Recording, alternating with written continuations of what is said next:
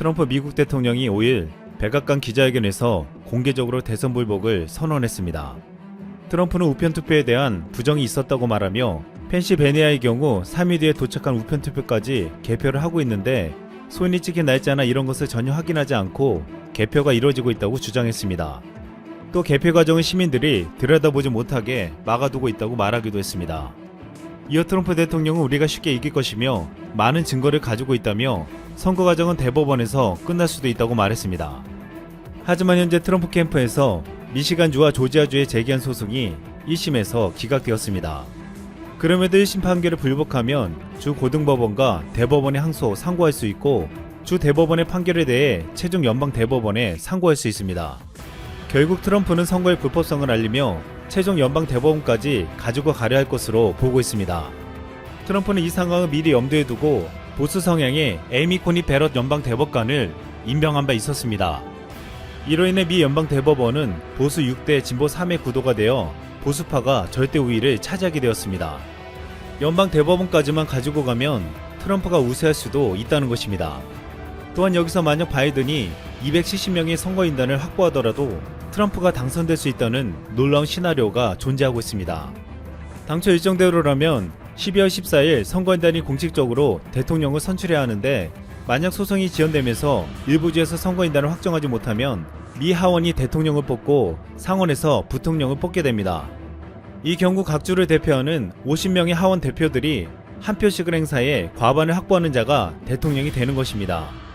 그런데 현재 연방 하원의원 숫자 면에서 공화당이 앞서는 주가 26곳, 민주당은 23곳입니다. 절대적인 하원의원 숫자는 민주당이 많지만 각 주마다 다수당을 차지하는 당이 한 장의 투표권을 가지고 있기에 공화당이 우세한 것입니다. 이 때문에 지난 9월 트럼프는 이미 대선 결과 결정이 대법원이나 의회로 가지 않았으면 한다면서도 그러나 만약 의회로 간다면 우리에게 이점이 있다고 말한 바 있습니다. 결국 이미 지금의 상황은 트럼프의 불복으로 예정된 시나리오대로 가고 있습니다. 국내에서는 언론이 바이든의 당선 유력을 보도하면서도 트럼프가 다시 역전한다는 일말의 가능성을 기대하거나 대법원에 가는 것까지도 주목하고 있습니다. 우리 입장에서는 트럼프가 재선해야 경제적 군사적 패권을 확장해가는 중국을 강하게 제압해줄 수 있고 트럼프만이 북한의 비핵화와 개혁 개방을 이끌어낼 수 있다는 주장이 나오고 있습니다. 이 같은 힘이 우리의 수출 경쟁력을 높여주고 한반도 평화를 가져올 수 있다는 것입니다. 무엇보다 친일파라 불리며 최근에는 친중이라고도 의심받는 바이든보다 낫다고 여겨졌습니다. 그럼에도 바이든 당선이 유력해지면서 국내에서는 벌써부터 우려의 목소리가 나오고 있습니다. 바이든이 이어가겠다는 오바마 집권 시절 노골적인 친일 행각을 해왔기 때문입니다. 오바마는 재임 시절 히로시마를 방문해 일본의 수군을 풀어주며 아베에게 큰 선물을 주었고 2015년에는 아베가 일본 총리로 최초로 미 상하원 합동회의에서 연설하게 해주었습니다. 아베는 방미 기간에 밀 방위 협력 지침을 개정했는데 오바마는 여기서 평화법을 개정하려는 일본의 손을 들어주었습니다. 또한 후쿠시마 수산물 분쟁 당시 한국이 패소해야 한다고 WTO에 의견서를 보내 실제 우리가 1차에서 패소하게 만들었습니다.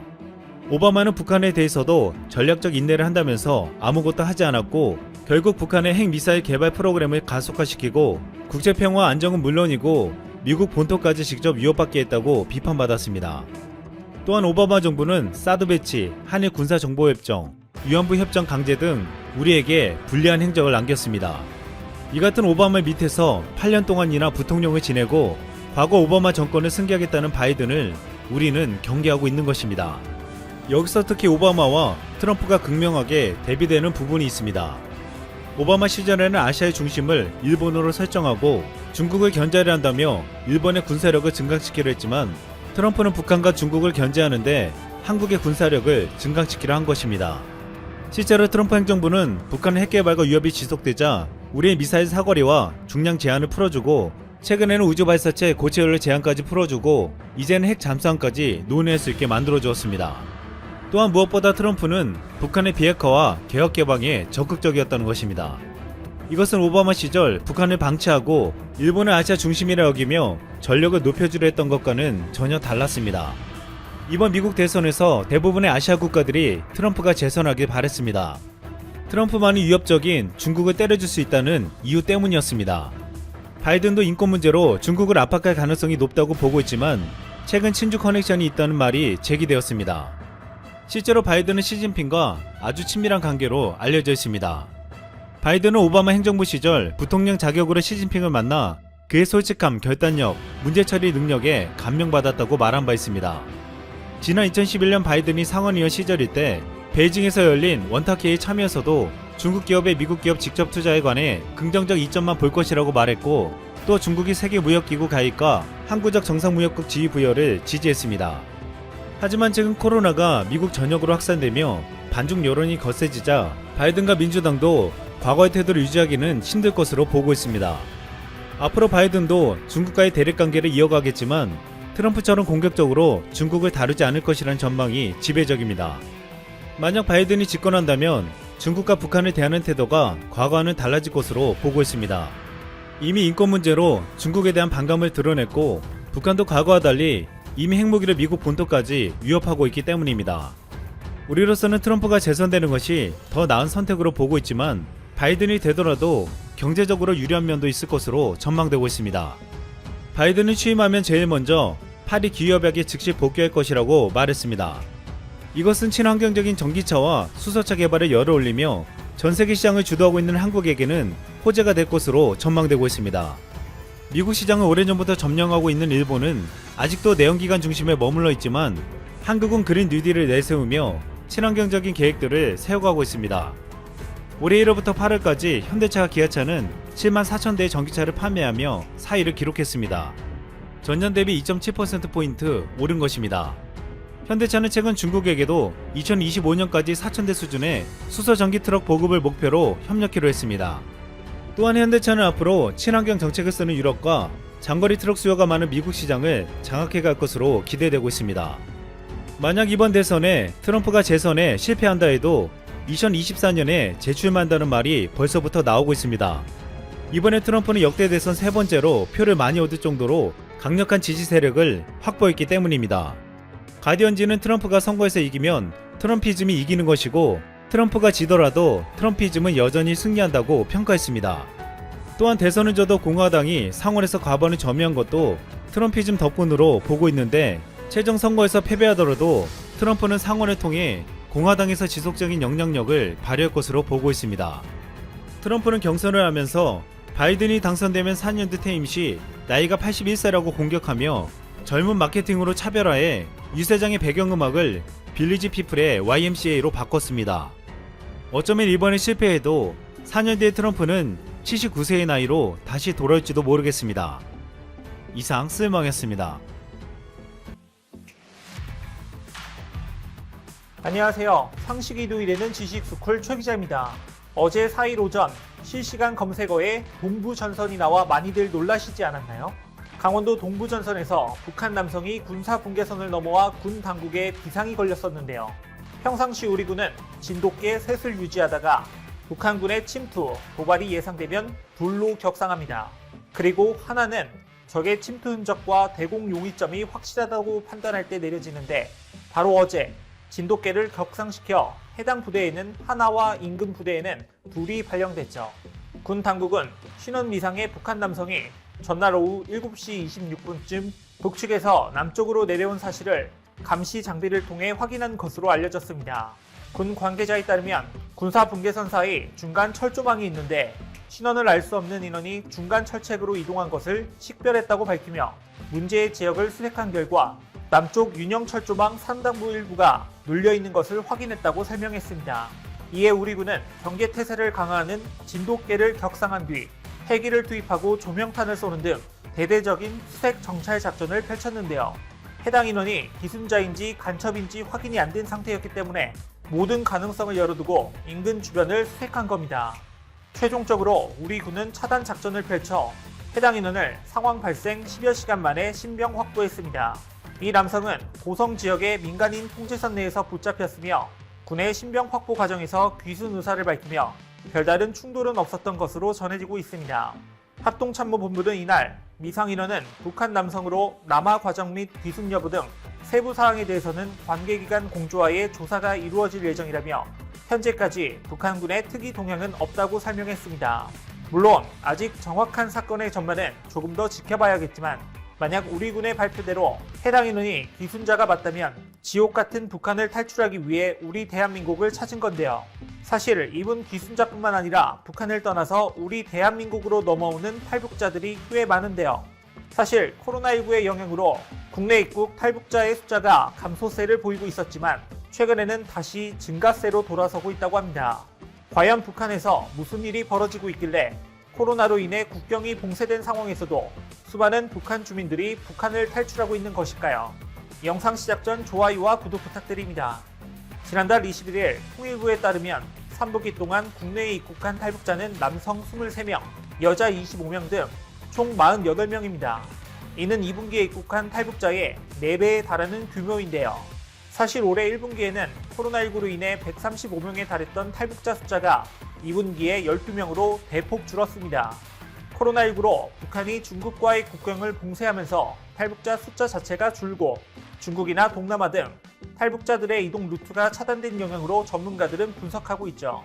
하지만 3분기 들어서 북한 상황이 더욱 악화되자 북한을 탈출하는 인원들이 다시 반등한 겁니다.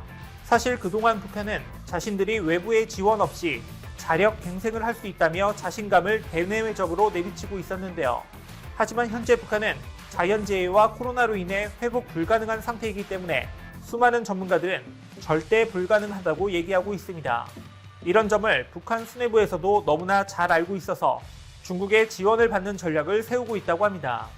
지난달 22일 2년 만에 김정은과 북한 최고 지도부가 총출동해 중국 인민지원군 열사등원을 참배하고 중국의 6.25 전쟁 참전 70주년을 기념한 것이 중국과의 관계 강화를 추진하면서 중국에게 경제적인 지원을 바란다는 시그널을 보낸 것이라고 전문가들은 분석하고 있죠. 일본 아사히 신문 보도에 따르면 중국이 이미 식량 외에 대량의 비료까지 북한에 제공하는 등 북한에 대한 지원을 강화하고 있다고 합니다. 중국이 올해 북한에 지원한 식량은 무려 50만에서 60만 톤에 달하고 비료는 55만 톤에 달할 정도라고 하는데요. 심지어는 중국이 올해 6월에서 8월 북한에 보낸 식량만 옥수수 등 곡물 60만 톤인데 태풍 피해를 겪은 북한이 지난달 식량을 더 요청해 20만 톤 정도를 추가 공급하는 방안을 중국이 검토하고 있다고 합니다. 전직 북한 고위 관료는 북한 당국이 비료 1톤을 식량 10톤으로 환선해 정책을 세운다며 이번 비료 지원은 식량으로 환산하면 연간 식량 생산량을 웃도는 550만 톤에 필적하는 것이므로 대북 지원 규모로는 매우 이례적이라고 설명했죠. 이렇게 중국에게 엄청난 도움을 받지 않고서는 사실상 지금 북한은 스스로 경제적인 어려움을 해결할 수 있는 능력이 되지 않는 겁니다. 게다가 북한은 경제적인 어려움뿐만 아니라 코로나 방역에서도 능력이 부족해 엄청난 두려움을 느끼고 있습니다. 이번 국회 정보위원회 국정감사에서 국정원은 북한이 코로나19에 대한 엄청난 공포를 가지고 있고 그로 인해 상상 이상의 강경 대응을 하고 있다고 설명했는데요. 실제로 노동당 회의 문건에는 코로나가 유입되면 북한 주민이 30만 명이 죽을지 50만 명이 죽을지 모른다며 북한 스스로 대응 수단이 없다고 적혀 있을 정도라고 합니다. 그래서 지금 북한은 중국과의 국경 봉쇄 이후 지뢰까지 매설했고 방역 관리를 못한 간부에 대해서는 사형 선고까지 가능하도록 비상방역법까지 만들었다고 국정원은 밝혔습니다. 이렇게 북한의 능력이 떨어진다는 것을 알고 있는 국제사회에서는 인도적인 차원에서 진단키트와 손소독제 등 방역에 필요한 물품들을 전달했는데 북한이 마치 K방역이 울고 갈 NK방역을 했다며 자신들의 힘으로 방역을 잘했다고 전 세계에 홍보하고 있습니다. 코로나19 검사를 받은 사람이 1만 명을 넘겼지만 확진 사례는 한 명도 보고되지 않았다는 거죠. WHO 보고서에 따르면 북한의 코로나 확진자는 코로나 감염률이 전 세계적으로 가장 낮은 것으로 평가받는 한국보다 적습니다. 그러나 대북 소식통들은 북한이 최근 코로나 문제로 경제난이 확산하고 있고 이에 따른 북한 민심 동향도 심상치 않기 때문에 김정은 정권에서는 북한 주민들을 상대로 거짓 선전을 하고 있다고 전문가들은 얘기하고 있죠. 이런 이유로 북한이 대외적으론 코로나 제로를 주장하고 있지만 신뢰도가 크게 떨어진다는 겁니다. 사실상 코로나19로 인해 북한은 점점 돌이킬 수 없는 강을 건너고 있는데 김정은 위원장과 북한의 권력층들은 자신들의 정권을 유지하기 위해 여전히 전 세계에 민폐가 되는 행동들을 하고 있습니다. 미국의 고강도 대북 제재로 북한의 외화벌이가 막히자 북한은 무기 밀매를 하고 있는데요. 최근 북한의 박격포와 악명 높은 국제 테러 단체인 알카에다를 추종하는 소말리아 무장단체 알샤바브와 테러 활동에 사용된 것으로 파악돼 국제사회의 분노가 들끓고 있습니다. 지난 31일 유엔 안전보장이사회 산하 소말리아 제재위원회 전문가 패널은 보고서를 통해 알샤바브 테러 현장에서 북한제 박격포가 불발탄 상태로 발견된다고 밝혔습니다. 이 박격포는 60mm HE-63형 박격포로 지난 2월 17일 알샤바브 소행으로 지목된 소말리아 수도 모가시두 아덴 아디 공항 테러 현장에서 나왔습니다. 알샤바브는 소말리아를 비롯한 동아프리카 일대에서 수년째 테러를 벌이고 있는데 전문가들은 북한이 소말리아와의 무기 거래에 직간접적으로 연루된 것으로 보인다고 분석하고 있죠. 이미 과거부터 북한은 소말리아를 비롯해 중동, 아프리카 일대에 각종 무기를 수출해온 것으로 알려져 있습니다. 프랑스 해군은 지난 2016년 소말리아로 향하는 이란 선박에 북한식 73식 기관총 6정이 있는 사실을 적발하기도 했었습니다. 그래서 유엔에서는 테러 조직에 유입되는 자금과 무기 거래를 차단하기 위해 2008년부터 소말리아에 제재를 가하고 있을 뿐만 아니라 북한에 대해서도 2006년 핵실험을 계기로 대량 살상 무기와 미사일 품목의 수출입을 금지하고 있습니다. 하지만 여전히 북한은 이란과 핵무기